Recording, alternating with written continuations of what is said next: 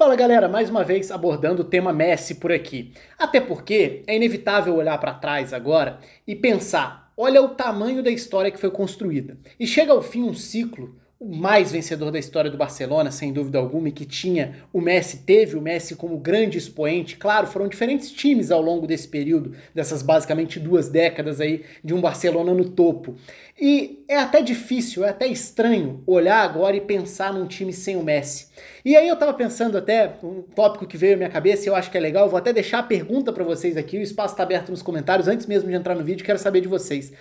Desde quando vocês acompanham o Barcelona, o futebol internacional? Porque eu sei que boa parte do público aqui no canal é mais jovem e acompanha já dentro da era Messi, ou talvez do Ronaldinho Gaúcho pra cá, e o Barcelona teve essa particularidade de conseguir conectar dois grandes gênios, né? De ter uma passagem de bastão muito nítida ali do que foi o processo do Ronaldinho, o período do Ronaldinho, que foi o momento que reergue o Barcelona, recoloca o Barcelona nesse status de um dos principais times, de um time para ser campeão, e depois o Messi que consolida isso e eleva até a outro nível, a outro patamar, a outra dimensão, essa dominância que o Barcelona teve ao longo desses últimos anos, desse período, da era Messi. Então se a gente for olhar, você se lembra do que foi o Barcelona nos anos pré-Messi e Ronaldinho Gaúcho? Porque falar do Barcelona pré-Messi, naturalmente a gente cai num período muito marcante também, que foi o período do Ronaldinho Gaúcho, que chega para a temporada 2003-2004.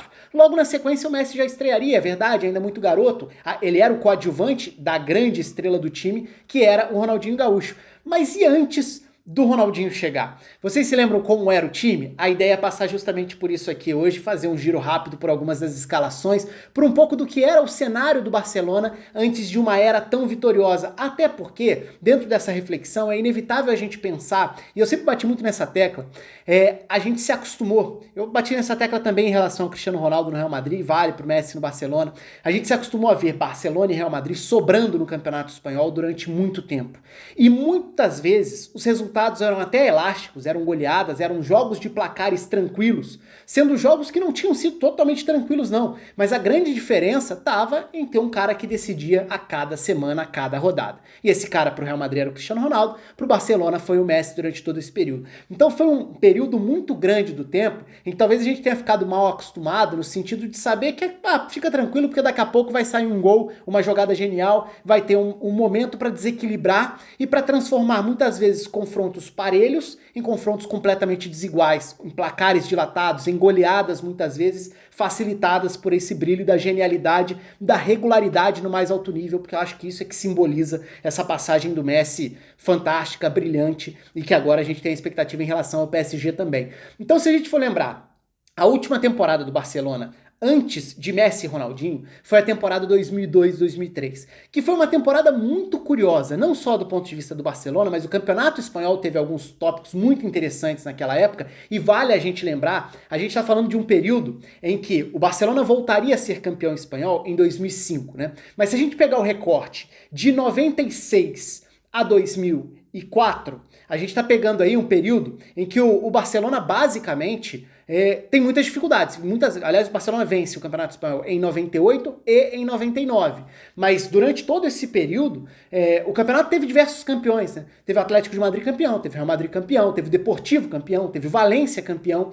E nessas temporadas anteriores à chegada do Ronaldinho, esse equilíbrio era muito grande na parte de cima da tabela com diferentes campeões. Então, por exemplo, o Barça ganha em 99, o Deportivo ganha em 2000, o Real Madrid ganha em 2001, o Valência ganha em 2002, o Real Madrid em 2003, o Valência em 2004, e aí o Barcelona vai ganhar em 2005. Mas na temporada 2002-2003, o Campeonato Espanhol tinha como novidade o Ronaldo chegando a um Real Madrid já galáctico, um Real Madrid que tinha Roberto Carlos, Raul, Zidane, Figo, e tinha a chegada do Ronaldo justamente para essa temporada 2002-2003. Ele chega depois do título da Champions de 2002 do Real Madrid. Foi uma temporada que teve o Roy Mackay como artilheiro, goleador do Deportivo, e foi uma temporada que teve o Barcelona trocando de técnico, inclusive virando o turno com ameaça de rebaixamento. Algo que depois ficou meio diluído com o passar do tempo, porque o Barcelona consegue uma arrancada no segundo turno. Mas o Barcelona chega a ficar, depois da primeira rodada do segundo turno do campeonato, ou seja, já tinha um período grande de campeonato realizado, o Barcelona estava 2 pontos à frente da zona de rebaixamento. O Barcelona era 15º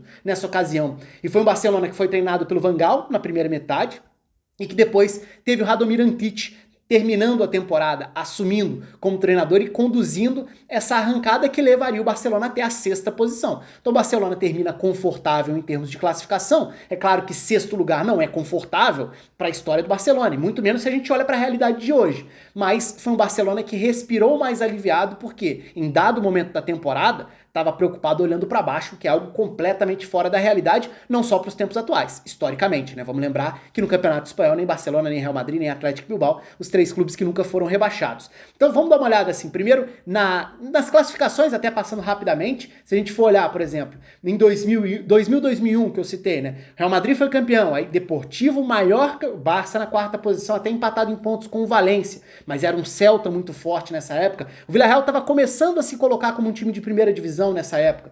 Em 2001, 2002, o Valência é campeão com uma ótima defesa, que era uma característica marcante daquele Valência. Deportivo, Real Madrid e Barcelona na quarta posição. Barcelona se classificando na época para a fase preliminar da Champions. De novo o Celta ali no meio desse bolo também. O Alavés teve um time bem legal nesse período da virada do século também. Fez uma marcante final europeia contra o Liverpool, inclusive. E em 2002, 2003, Real Madrid na primeira posição, Real Sociedad em segundo, e foi um grande ano da Real Sociedad, um ano extremamente marcante para quem se lembra dessa temporada. Nihat Kovacevic formando uma dupla de ataque que foi uma das mais legais. A Real Sociedad conseguiu manter a invencibilidade por muito tempo e foi perder a liderança do campeonato já na penúltima rodada para o Real Madrid. Então foi um final dramático que teve o Real Madrid campeão, mas por muito pouco não consagrou um time muito legal da Real Sociedad. Com o Deportivo em terceiro, Celta em quarto, Valência em quinto, Barcelona em sexto, o que só reforça um pouco essa ideia de um campeonato muito aberto e longe de um Barcelona na briga. Pelo contrário, o Barcelona teve muito mais que arrancar para sair da parte de baixo. Foi inclusive um Barcelona que cai nas quartas da Champions, cai na prorrogação para a Juventus, que seria finalista daquele ano diante do Milan, né? O jogo que foi para os pênaltis na final da Champions de 2003. O Barça cai na prorrogação das quartas. Eu vou até mostrar qual foi a escalação do jogo da volta daquele confronto. Então vamos passar por alguns dos times, porque como foi um ano muito conturbado para o Barcelona tinha muitos jogadores, a gente vai ver nas escalações até, muitos jogadores de qualidade. É claro que é difícil a gente olhar hoje para trás, a gente tende a olhar o nome pelo todo. A gente vai olhar e vai pensar na carreira de cada um dos jogadores. Mas é importante a gente entender que tem jogador aí que tem muito nome, mas que era garoto. Tem jogador aí que era uma grande aposta e que não deu em nada. Tem jogador aí que vivia grande momento, foi contratado e acabou não funcionando. Enfim, tem de tudo um pouco. Então é sempre difícil fazer esse recorte para trás e conseguir enxergar exatamente qual era o status daquele momento. Mas o que a gente vai ver é que foi um Barcelona que mudou muito, vários nomes, formações, desenhos ao longo da temporada, então vou só pegar alguns para a gente tentar ilustrar um pouco isso rapidamente.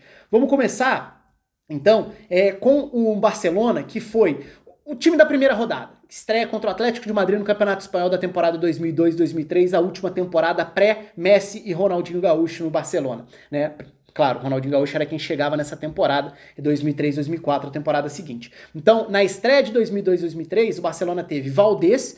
Existia um problema muito grande em relação ao gol do Barcelona. O Barcelona passou anos tentando achar um goleiro. Então o Valdés era muito garoto, fez a aposta no Enki, que na época era um goleiro muito promissor, o goleiro alemão, que depois acabou se envolvendo numa enorme tragédia pessoal.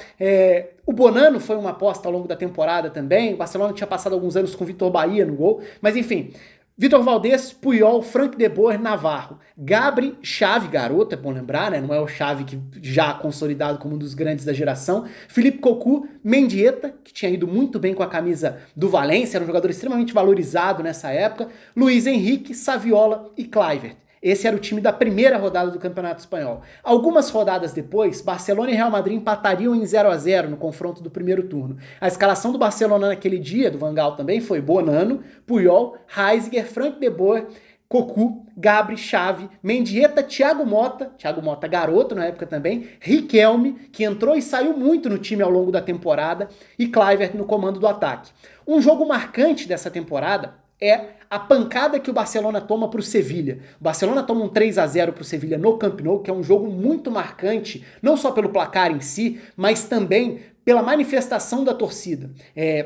as panholadas, né, a manifestação ao torcedor com o lenço, com o pano pedindo a demissão, protestando contra o que era o Barcelona naquele momento. Do ponto de vista de administração, vamos lembrar que o Barcelona tem esse momento da virada na temporada seguinte, que é também uma mudança de gestão do clube, com o Laporta assumindo a presidência e promovendo uma reformulação de elenco, contratando jogadores que dariam muito certo na sequência. Mas foi um ano conturbado do ponto de vista administrativo para o Barcelona e péssimo também em termos de regularidade das atuações no Campeonato Espanhol. Então, esse jogo contra o Sevilla é marcante e a escalação é essa que a gente está vendo aí. Bonano, mais uma vez, Puyol, Cristanval, Frank de Boer e Navarro, Xavi, Thiago Motta, Dani, Riquelme, Overmars e Kluivert. É impressionante como vários nomes vão mudando ao longo do período, né? Porque era muito isso. Primeiro, o Van Gaal não estava achando um time, o time não estava rendendo e estava na segunda metade da tabela de classificação. Eram muitos os nomes. O Barcelona tinha qualidade individual em alguns dos setores.